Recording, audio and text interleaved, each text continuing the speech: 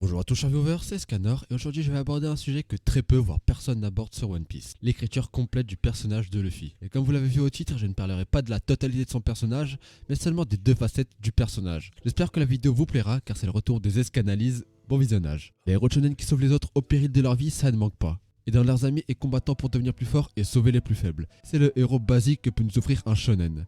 Et d'ailleurs, énormément de gens pensent que Luffy est un flat caractère sans développement qui n'a qu'une facette, celui du gentil héros qui veut faire le bien, et cette vidéo aujourd'hui servira à démontrer tout le contraire. Commençons déjà par l'évolution du personnage de Luffy, qui déjà de base est différent des autres personnages de shonen. Sachez que Luffy de base avait déjà des vues sur le fait de devenir pirate.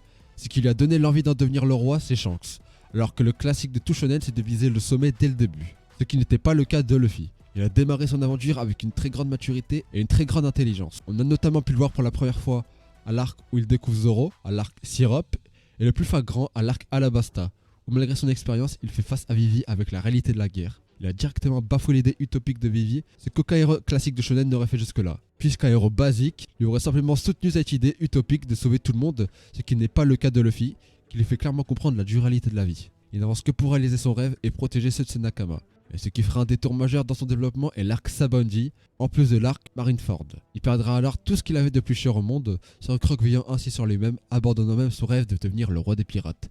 Et il dira qu'il est faible, ce qui est le total contraire de ce qu'il dira tout au long du pré-ellipse, répétant qu'il est fort. Ce qui lui manquera bien sûr est de la puissance du leadership et encore plus de maturité qu'il n'avait pas, car face à Usopp, seul Zoro savait précisément quoi faire. Elle lui donnait même des indications de comment le capitaine doit se comporter. C'est ce qu'il manquait à Luffy pré-ellipse. Et c'est ce qu'il obtiendra tout au long de son entraînement et de sa remise en question. Maintenant que j'ai mis en place l'ensemble du développement en surface du personnage de Luffy, passons à son écriture et ses deux facettes. Je vais commencer par la première, celle du héros.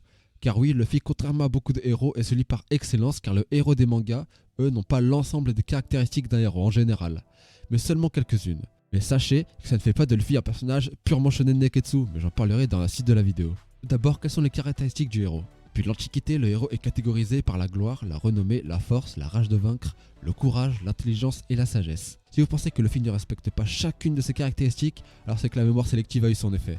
Et je vais me charger de vous le faire rappeler. Pour la renommée et la gloire, c'est une évidence même. Le but de Luffy est d'être reconnu par le monde entier et en tant que grand pirate, et c'est pour ça qu'il kick quand sa prime augmente. Car de par ce fait, sa gloire augmente aussi. Il possède une grande force, le montrant même actuellement en s'attaquant au roi des bêtes. Pour la rage de vaincre, l'esprit shonen se suffit à lui-même. Luffy est en quête de son rêve, il n'en démarre pas face à ses adversaires. Pour le courage, c'est simple, Luffy a une seule peur, perdre ses Nakama. Il a fait l'expérience une fois de ce traumatisme et s'est entraîné pendant 2 ans en conséquence de quoi ça ne se reproduira plus. Pour l'intelligence de Luffy, à l'image de Goku, est un véritable génie du combat. Il exploite son fruit du démon parfaitement et a même réussi à accélérer sa circulation sanguine pour se booster. Et si vous voulez un autre exemple, il a été assez lucide pour utiliser son sang face à Crocodile et développer l'ultra instinct. Et oui, c'est pas une blague, il l'a vraiment développé. C'est-à-dire que face à Ener, il ne réfléchissait juste pas et esquivait juste par instinct, ce qui a rendu inefficace le hack et l'observation d'Ener. Pour la sagesse, Luffy a une très grande conscience déjà pré-ellipse des risques d'une guerre. Il en fera d'ailleurs la remarque à Vivi en contredisant ses idées utopiques, comme dit précédemment. À Onigashima, il est assez sage pour laisser les fourreaux rouges engager la bataille face à Kaido, malgré qu'il aurait été plus judicieux d'y aller avant eux, mais il savait que symboliquement leur devoir était de le faire. D'ailleurs, je ne l'ai pas exprimé au début de la vidéo, mais il y a aussi les divinisations du héros, et l'apothéose qui est la divinisation qui provient tout droit des héros de la Grèce, et Luffy a aussi ce trait-là, car il est mis sous l'état d'une divinité depuis Wano, mais bien sûr ce développement a été poussé depuis le début du manga.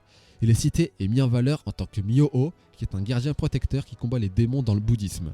Maintenant que je vous ai prouvé que Luffy est le héros par excellence, je dois obligatoirement vous démontrer comment Oda construit ses personnages et son histoire, car il le fait via plusieurs paramètres, mais pour cette vidéo, je vais me concentrer uniquement sur les deux faces d'une même pièce.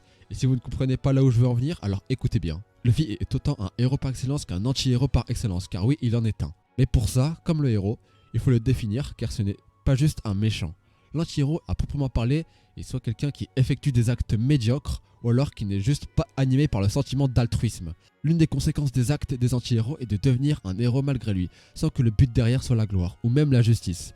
Et c'est pour ça que durant sa quête, l'anti-héros peut faire autant le bien que le mal. Mais pour Luffy, pourquoi pourrait-il être qualifié d'anti-héros? Eh bien, il le dit lui-même dans le film Z. Les pirates ne sont pas des héros ou des gens gentils. Dans l'arc des hommes poissons, par exemple, Luffy dit qu'il ne veut pas être un héros car ça signifierait partager sa viande. Et Zoro surenchérit en parlant de l'alcool. On peut le trouver cool, mais au final, ils font ce qu'ils veulent. Luffy est sans arrêt depuis le début du manga acclamé par des peuples, comme celui de Skypiea ou Dressrosa. Sa principale motivation est à sa non-soumission qui découle de sa soif de liberté. Soif de liberté qui va le mener à affronter des gens essayant de le soumettre par la force. D'ailleurs, c'est même pour ça que Luffy ne tue pas. Ce qu'il fait ne fait pas de lui quelqu'un de plus gentil, mais au contraire de quelqu'un de plus méchant. Il ne veut pas les tuer pour les détruire. Son seul but est de les détruire de l'intérieur, dans un monde où le rêve représente la personne. Lors d'un combat, ce sont deux rêves et deux volontés qui s'affrontent, et Luffy a pour rôle de détruire le rêve de son adversaire, donc de le briser, comme il a pu le faire avec Bellamy, Doflamingo et j'en passe. C'est cette soif elle-même qui va le pousser à être roi des pirates et donc à poser sa supériorité aux autres. Il n'hésitera pas à se confronter à la justice elle-même, qui de son point de vue essaie de le soumettre. Tout ça découle d'une envie égoïste de vouloir faire ce qui lui plaît, où il veut, quand il veut, et qui a déjà eu d'énormes conséquences comme causer la perte des Mugiwara à Sabondi en frappant un dragon céleste. Le personnage de Luffy mélange en même temps toutes les caractéristiques d'un héros par excellence, mais aussi celles d'un anti-héros, par son égoïsme et ses actions qui sont la plupart du temps effectuées à la base par un besoin égoïste de liberté et de non-altruisme. Ces actes intéressés conduiront à son statut d'héros malgré lui, qui est la définition même de l'anti-héros moderne. Et c'est comme ça que l'écriture de Luffy forme les deux faces d'une même pièce. Merci d'avoir regardé la vidéo jusque là, ça me fait énormément plaisir. J'adore faire des petites analyses et les proposer à vous fans de One Piece. D'ailleurs, quand cette vidéo sera postée, ça fera environ 3 semaines à 1 mois après la sortie de ma dernière vidéo. Sachez que ce n'est pas voulu et que j'ai eu des problèmes de PC. Et que j'ai perdu tous mes projets, donc j'ai voulu revenir avec un max de vidéos. En attendant, n'hésitez pas à liker, vous abonner et la partager sur Twitter ou sur les serveurs Discord de vos potes. D'ici la prochaine vidéo, portez-vous bien. C'était Escanor, au revoir.